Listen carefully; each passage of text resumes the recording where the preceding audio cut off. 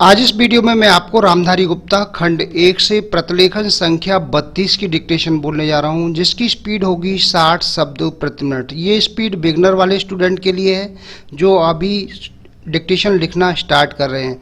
सबसे पहले मैं उनके लिए एडवांस आउटलाइनें दे रहा हूं।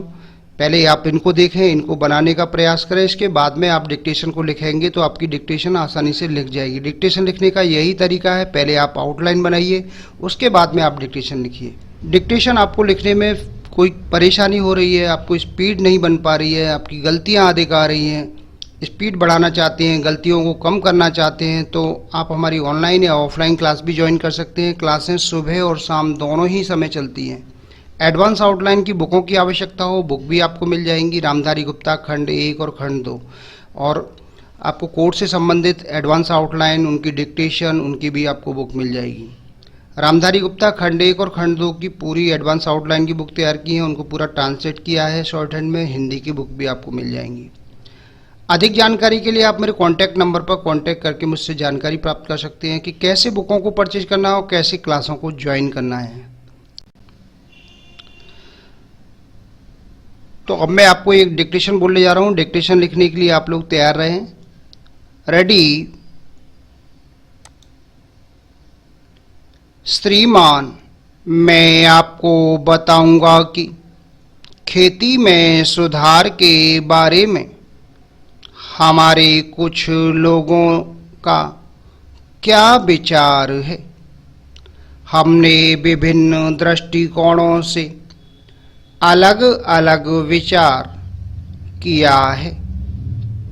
विशेष रूप से सबसे ऊंची सीमा बांधने तथा सहकार के प्रश्न पर, किंतु हम अनुभव करने लग गए हैं कि दोनों का आपस में गहरा संबंध है। अगर हमारे देश में बड़े बड़े फार्म होते तो यह कल्पना की जा सकती है, भले ही आप इससे सहमत ना हो, कि उनका कार्य संचालन दक्षता से होता और उत्पादन भी बहुत बढ़ सकता, और साथ ही साथ आधुनिक तौर तरीकों का विस्तार हो सकता। भारत की मूल समस्या यह है कि यहाँ जोत की भूमि छोटी है और टुकड़ों में बटी है। साधारण तौर पर मैं कहूँ कि यह 1, 2 या 3 एकड़ है। इतनी छोटी जोत की भूमियों से हमारे किसान केवल अपना काम भर चला सकते हैं, लेकिन आधुनिक तौर तरीकों को अपनाने में बहुत कम प्रगति करेंगे। अब सबसे ऊंची सीमा बांध देने से ऐसा भी हो सकता है कि कुछ एक जो बड़े से बड़े फार्म हैं उनमें काट छांट हो, जो कि प्रयोजन भी है। अगर आप चाहते हैं कि प्रगति हो और आधुनिक तौर तरीकों का प्रचलन हो, तब तो ये जो अनगिनत छोटे छोटे फार्म हैं, इनको सहकारी ढंग से चलाना है, जिससे कि वे आधुनिक उपायों का लाभ उठा सकें। Para change. सहकारी ढंग से कार्य करने से मेरा मतलब है विविध प्रकार से सहयोग देना। हम सोचते हैं कि पहला कदम सहकार होना चाहिए और ऋण के अलावा अन्य कई प्रकार से भी सहायता की जा सकती है, जैसे वस्तुओं को खरीदना और बेचना, बीज, खाद तथा इसी प्रकार की वस्तुओं को दिलाना।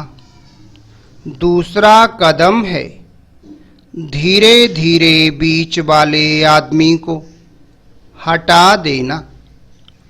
फिर दूसरी स्थिति आती है जिसको मिलजुल कर खेती करना कहते हैं। यद्यपि उसमें भूमि पर अधिकार बना रहता है। इस प्रकार का हमारा दृष्टिकोण है, जिससे अधिक सीमा की समस्या को सहकारों से अधिक जोड़ा जा सके। नहीं तो उत्पादन गिर जाने का भय है। यह एक जटिल समस्या है जिस पर मनन हो रहा है। सहकार से मेरा मतलब एक गांव के सहकार से है और ज़्यादा से ज़्यादा 2-3 गांव का सहकार भी हो सकता है, यदि वे निकट से संबंधित हैं। लेकिन हमारी सरकार इनकी भरपूर सहायता करेगी। Full stop. तो दोस्तों, ये मैंने आपको 60 शब्द प्रति मिनट की मैंने डिक्टेशन बोली है। डिक्टेशन में ही आपको एडवांस आउटलाइन भी मिलेंगी, उनको आप देखें, उनकी आप प्रैक्टिस करें। जितना ज़्यादा आप एडवांस आउटलाइनों की प्रैक्टिस करेंगे उतना ही आपकी ये स्पीड बढ़ेगी। स्पीड बढ़ाने का यही तरीका है, पहले आप एडवांस आउटलाइनों को देखें अच्छे से, उनको बनाएं, उन बनाने के बाद में आप डिक्टेशन लिखें। तो कोई कारण नहीं है जो आपकी स्पीड नहीं बने। फिर भी आपको कहीं कोई दिक्कत आती है, बुक बिल्कुल स्टार्टिंग से आप सीखना चाह रहे हैं, स्टेनोग्राफर की तैयारी कर रहे हो या रिपोर्टर की, सभी के लिए हमारे ऑनलाइन क्लासों की व्यवस्था है। ऑनलाइन क्लास, ऑफलाइन क्लास दोनों ही समय चलती हैं, किसी भी समय आप क्लास ले सकते हैं। बुक चाहिए, बुक आपको मिल जाएंगी, एडवांस आउटलाइन की बुक भी आपको मिल जाएंगी। बुकों का लिंक नीचे डिस्क्रिप्शन बॉक्स में दिया गया है। बुक खरीदने पर आपको 5 दिन की फ्री ऑनलाइन क्लास दी जाएंगी, और यदि आप ऑनलाइन क्लास ज्वाइन करते हैं तो एक बुक आपको फ्री दी जाएगी। आशा है आपको हमारा ये वीडियो पसंद आया होगा। इसी प्रकार से मैं आपके लिए और भी अच्छे वीडियो लेकर आता रहूँगा। तब तक के लिए जय हिंद, वंदे मातरम।